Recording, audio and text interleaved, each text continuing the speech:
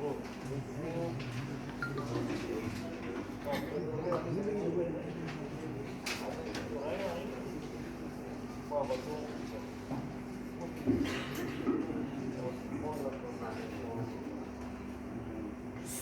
नमन शारदे माँ को, समृद्ध मंच को है प्रणाम। सुधी जनों का अभिवादन है, सबको नमस्कार अविराम। समृद्ध मंच को गरिमा प्रदान कर रहे आज के मुख्य अतिथि सम्मानीय डॉक्टर मंजू चतुर्वेदी जी, विशिष्ट अतिथि डॉक्टर अखिलेश पालरिया जी, उषा सोमानी जी, अध्यक्षा डॉक्टर नीतू परिहार जी और राजस्थान साहित्य अकादमी के अध्यक्ष जो विराजमान है आदरणीय दूल्हा राम जी सर, सधा हुआ संचालन कर रही डॉक्टर इंदिरा जी और इस 2 दिवसीय पावन साहित्यिक महासंगम की सूत्रधार परम आदरणीय विमला भंडारी जी, आप सबको हृदय से नमन करती हूँ। मैंने इस वैदुष्यपूर्ण आत्मीयता युक्त संगोष्ठी में आकर ये महसूस किया कि जिन व्यक्तित्वों की ऊर्जा परक गतिविधियों से साहित्य के जुझारुओं को प्रेरणा मिलती है, उनमें से एक है आदरणीय विमला भंडारी जी।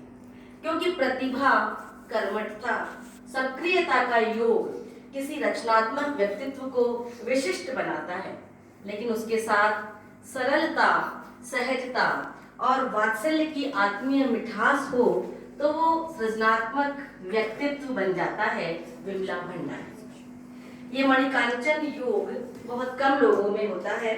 आभारी हूँ इस सुंदर आयोजन में मुझे आमंत्रित करने के लिए।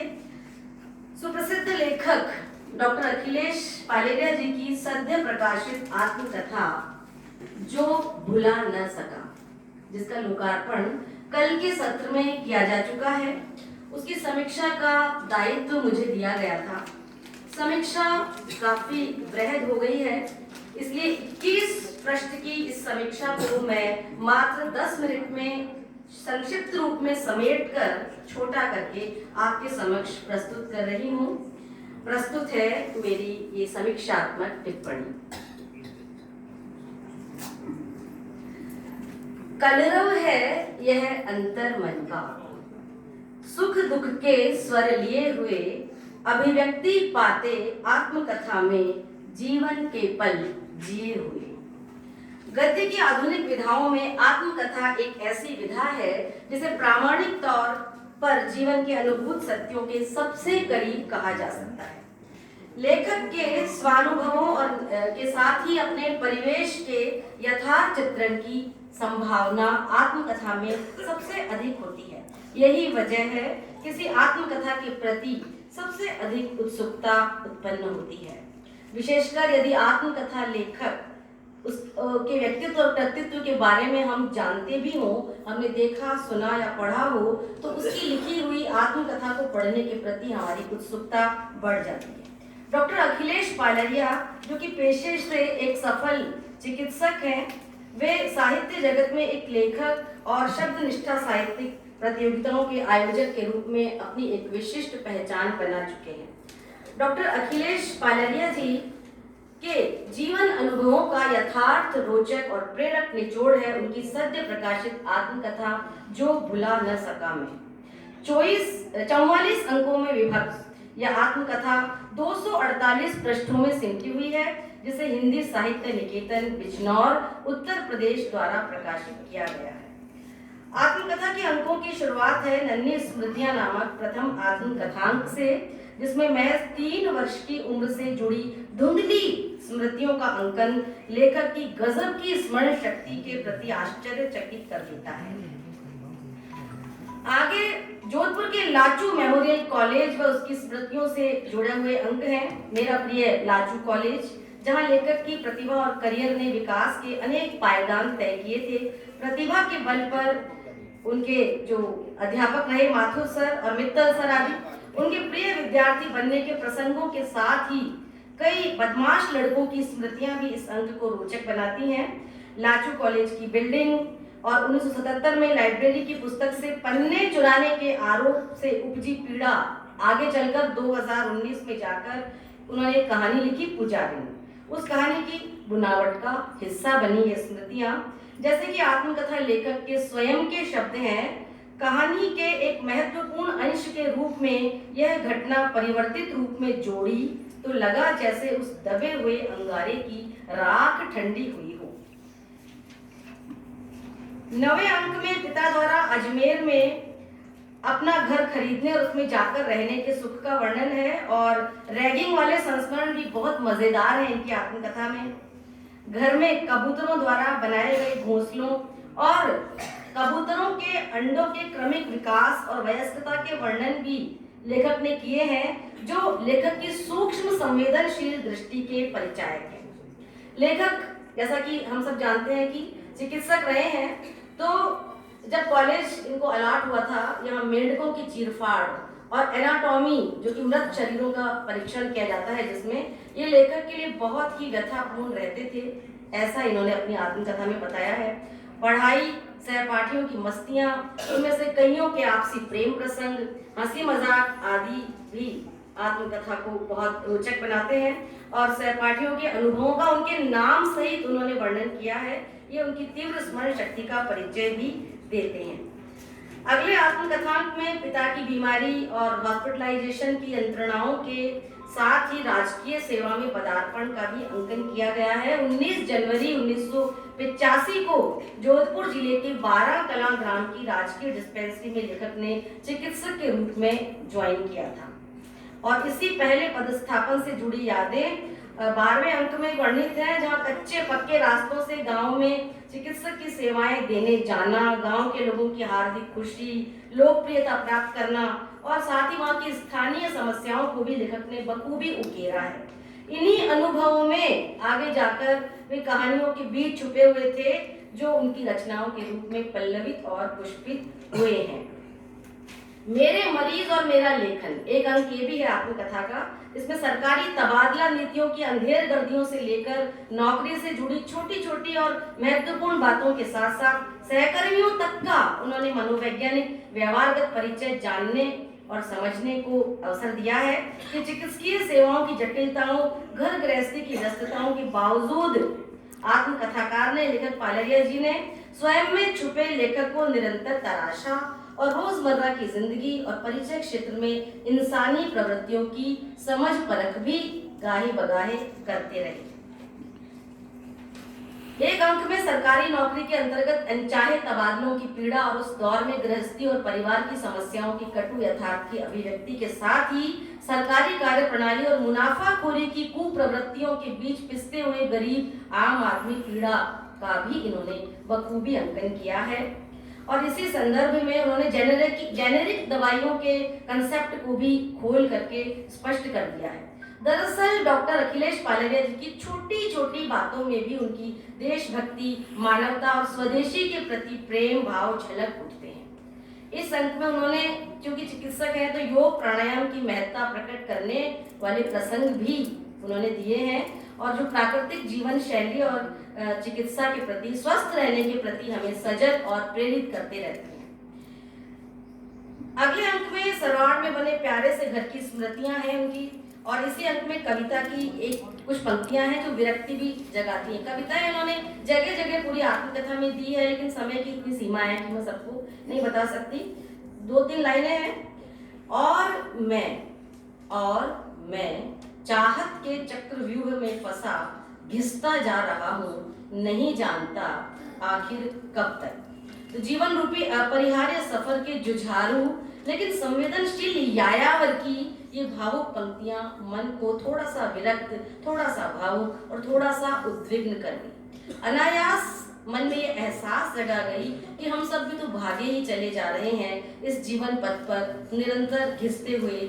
हाँ, निश्चित रूप से स्वभाव का लचीलापन रिश्तों को बचा सकने में सहायक होता है, और भले ही हम दुनियावी लाभ उठा पाने में थोड़े से कम चंट चालाक रह जाएं, लेकिन आंतरिक अपराध बोधों से बचे रह जाते हैं जब हम पालरिया जी की तरह सरल और सहज जीवन जीते हैं। एक चिकित्सक जो वर्षों की अध्ययन तपस्या के बाद जन सेवा में लग जाता है, तो अपनी पूर्ण क्षमता और सद्भावना के साथ मानव सेवारत हो जाता है। उसे अपने कार्य के दौरान कितनी अनर्गल बातों और अनअपेक्षित स्थितियों से गुजरना पड़ता है। एक अंक है 23वां, उसमें ये सब जाना और म्लान हो गया। बावजूद इसके मरीजों के दुख दर्द के प्रति इतनी करुणा और संवेदनशीलता डॉक्टर पालरिया जी के व्यक्तित्व के प्रति प्रमाण है कि ज्यादातर चिकित्सक इस पृथ्वी पर ईश्वर का प्रतिनिधित्व करने ही आते हैं, जो मनुष्य सेवा करने के बावजूद उन्हीं मनुष्यों की मूढ़ता, अशिष्टता और दुर्व्यवहार को भी गाहे बगाहे शिव के गरल पान सम निगल कर अपने कर्तव्य के प्रति पूर्ण निष्ठा से डटे रहते हैं।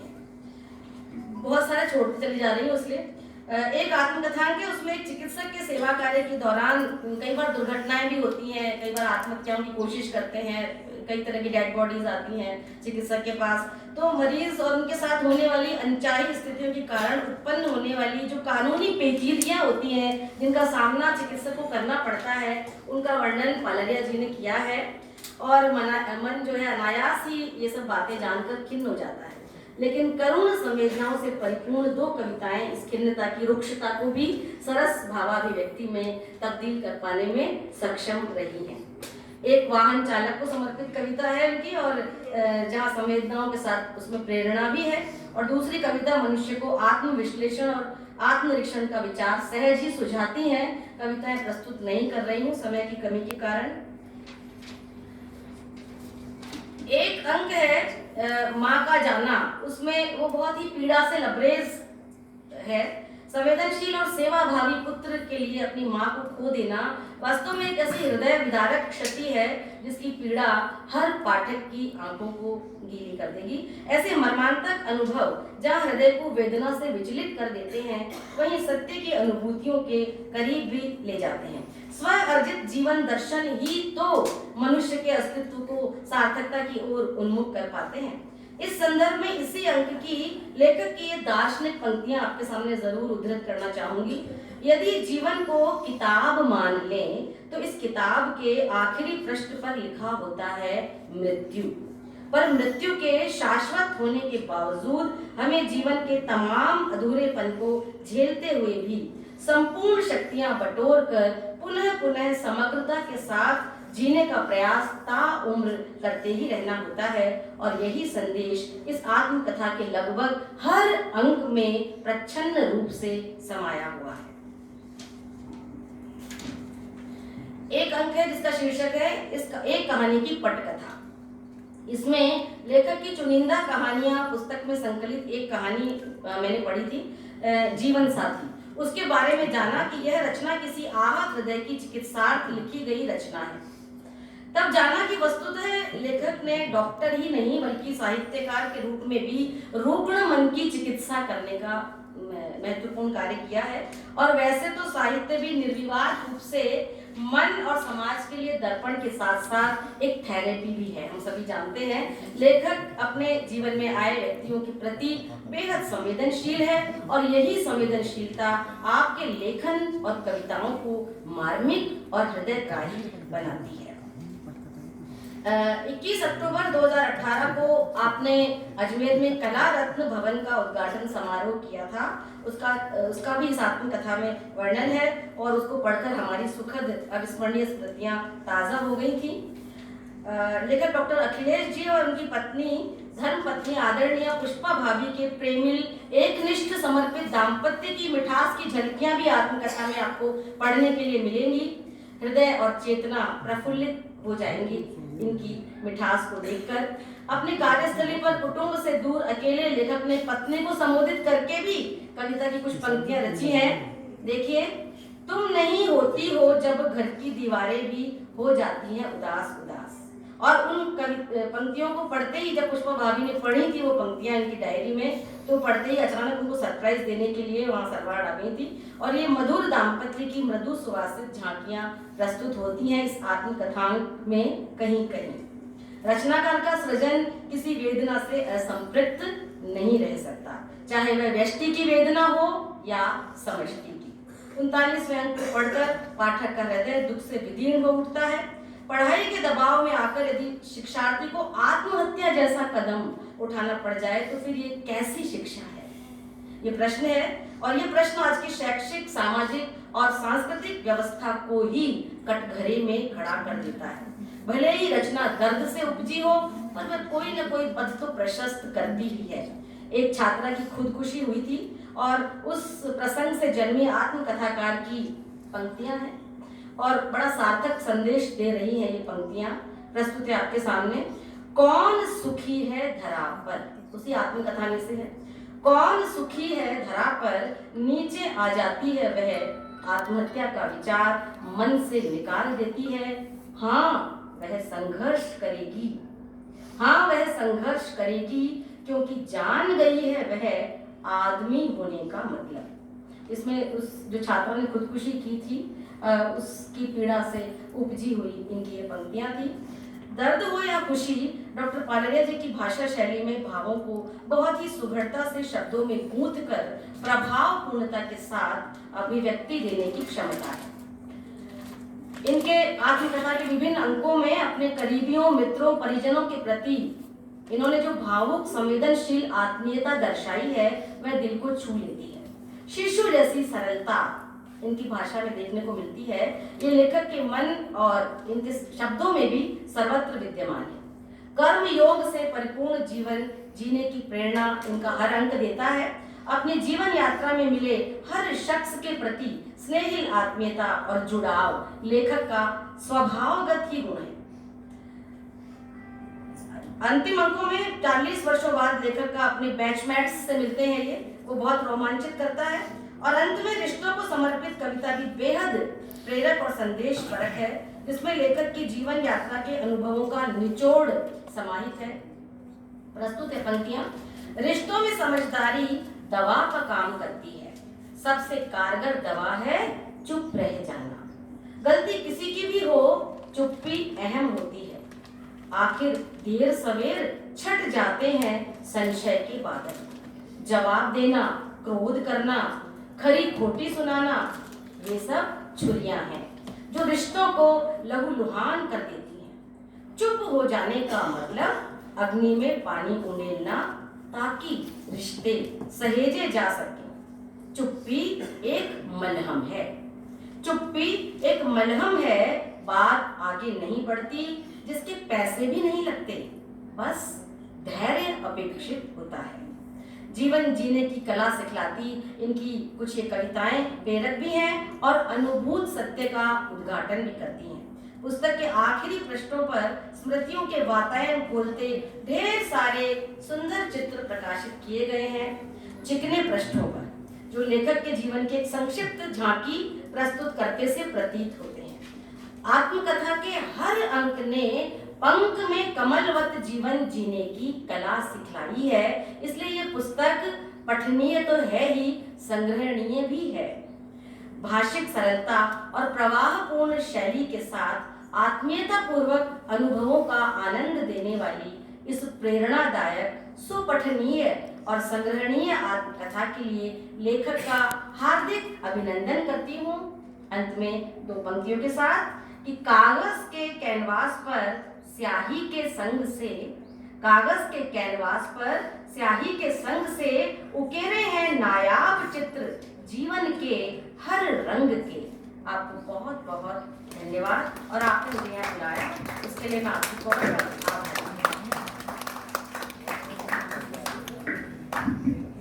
बहुत ही सारगर्भित समीक्षा करने के लिए आशा जी आपका बहुत बहुत धन्यवाद। आपने बहुत ही सारांश रूप में इस पुस्तक को पूर्णतः प्रस्तुत कर दिया है। जितने भी श्रोतावर्ग यहाँ बैठे हैं सबके मन में जरूर ये इच्छा पैदा हुई होगी कि जल्दी से जल्दी हमें इस पुस्तक को पढ़ लेना चाहिए। मैंने भी इस पुस्तक को पढ़ा है, सब कुछ सारांश इन्होंने बता दिया है। केवल दो बात मैं आपको बताना चाहती हूँ। एक